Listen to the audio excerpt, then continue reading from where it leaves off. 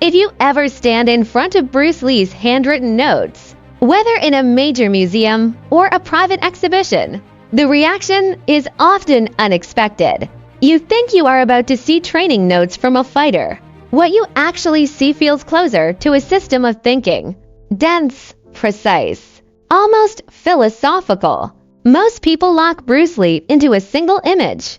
Nunchucks, a sharp scream, pure speed, but that image hides the real reason he stayed ahead of his time, and why his influence quietly shows up in elite performers even today. His real edge was invisible. He had an extraordinary ability to extract knowledge at the deepest level. Here is the truth right up front. Bruce Lee was not obsessed with techniques. He was obsessed with how systems work. He could look at Wing Chun and see the essence of combat. From combat, he could see the logic of human interaction. From there, he could carry the same structure into filmmaking, decision-making, and philosophy. That kind of cross-domain power does not come from talent. It comes from habit. A relentless habit of ignoring surface details and hunting for the underlying pattern. And this matters more than you might think. Let me ask you a hard question. Why do we learn so much, yet still feel lost the moment life changes the settings? Why do you watch endless educational videos, reading serious books, and then freeze when the situation shifts even slightly? The answer is not laziness. It is how the brain works. Cognitive psychology describes this as context binding. Our brains evolved to save energy, so they attach what we learn to the exact environment where we learned it. The knowledge sticks there. It does not travel. Think about learning to swim. Your brain records water resistance and breathing rhythm. If you stop at that level, all you have learned is swimming. Nothing more, but strip away the surface details and something changes. You begin to see fluid dynamics, the balance between force and resistance, how stability is created inside instability. And the moment you see that, the logic jumps domains. The same structure applies to leading a chaotic company or navigating a high-conflict relationship. This was how Bruce Lee saw the world. He once said something that sounds like a paradox. At the beginning, a punch is just a punch, and a kick is just a kick. In the middle, a punch is no longer a punch, and a kick is no longer a kick. At the end, a punch becomes a punch again, and a kick becomes a kick again. This is not poetry. It is a map of cognitive evolution. In the first stage, you are trapped by form.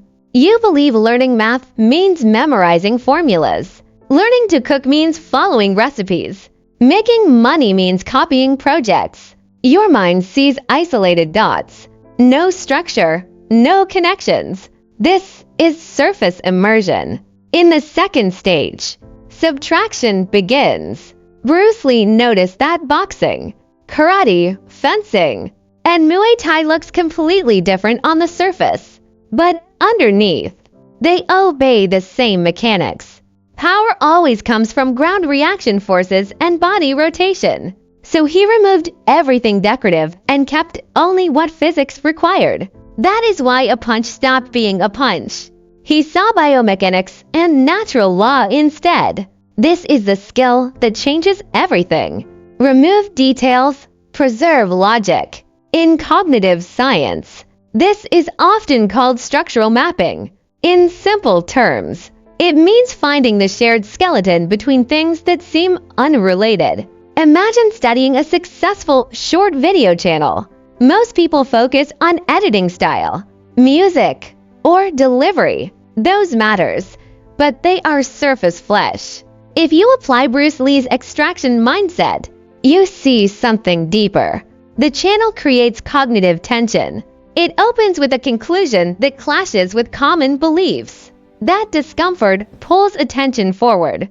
Then it resolves the tension with explanation, creating relief and insight. Once you extract that pattern, something clicks. You realize it works far beyond short videos. It works in negotiation, In teaching, even in telling a child a bedtime story, the structure stays the same, only the surface changes. This is why Bruce Lee could study footwork and fencing and design movements for Jeet Kune Do, why he could read philosophy and extract methods for handling pressure. He was not collecting facts. He was collecting reusable code. So how do you actually do this yourself? The key is something called recursive abstraction. Most people believe understanding comes from going deeper into detail.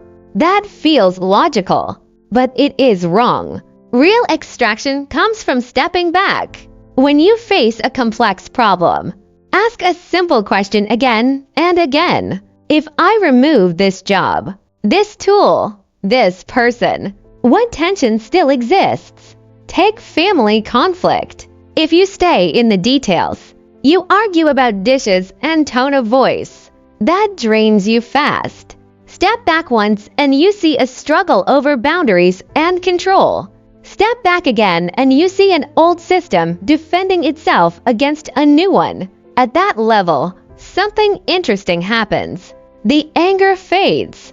You are no longer facing a person. You are observing a defensive program. The solution is no longer fighting.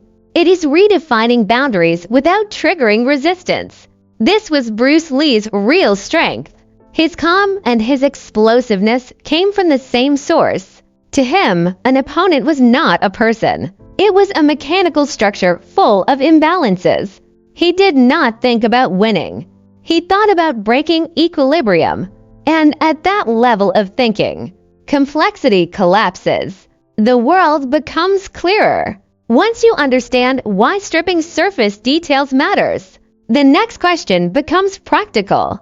How do you build your own pattern library while living inside overwhelming information? The good news is this is not abstract theory. There is a process you can start using immediately. The first step is removing attributes. When you study something or face a problem, force yourself to shut off descriptive language. If a store is popular, forget the decoration and the flavor. Look at the traffic funnel. How does location intercept flow? How does product design increase transaction size? When attributes disappear, what remains is math. It is like turning a colorful photo into an engineering blueprint. Less beauty, more truth. The second step is searching for logical cousins. This was one of Bruce Lee's strongest abilities. Every time he extracted a structure, he asked where else it showed up. When practicing sticky hands, he realized it was a feedback system based on tactile sensing, essentially a biological sensor that instantly connected to radar systems used in autonomous vehicles. When you force links like this, isolated knowledge islands collapse. Cognitive science calls this deep encoding. The more domains a concept connects to, the deeper it embeds. The third step is stress testing and recombination. Bruce Lee trusted no fixed system. Every model had to evolve through contact with reality. This leads to a higher level of thinking known as dynamic feedback. The real danger is not ignorance. It is clinging to outdated patterns. Many people discover a way to make money or manage teams and then treat it like a universal key. That is just another surface trap. Bruce Lee's idea of having no fixed method was a warning. Patterns are not formulas. They must behave like water. Water takes the shape of its container. That means your extracted patterns must adapt instantly. This adaptability comes from extreme sensitivity to small environmental changes. Neuroscience shows that top decision makers do not run long chains of logic. They perform rapid pattern matching. Their minds store thousands of small fragments that recombine the moment conditions shift. This is why you do not need endless case studies. You need a small set of core principles: diminishing returns, compound growth, Nash equilibrium, energy conservation. This is what Bruce Lee meant by the infinite. When these logics live inside you, the world stops feeling chaotic. It becomes a moving grid of relationships. At this point, some people worry about something else. Does this level of rational extraction turn you cold? Does it strip away emotions? The answer is the opposite. Most suffering comes from trying to control surface variables, other people's opinions, short-term fluctuations. When you extract the underlying logic, you see opinions as projections and volatility as randomness expressing itself. When you're viewing lifts from people and events to probability and structure, you gain power and calm at the same time. Bruce Lee's intensity came with serenity for this reason. The final step is turning understanding into instinct. Bruce Lee famously said he did not fear someone who practiced 10,000 kicks once. He feared someone who practiced one kick 10,000 times. This is not about effort. It is about neural automation. After extracting a pattern, apply it in at least 3 different contexts within 24 hours. If you learn leverage, look for it in meetings through information asymmetry, in training through changing moment arms, in relationships through emotional resonance.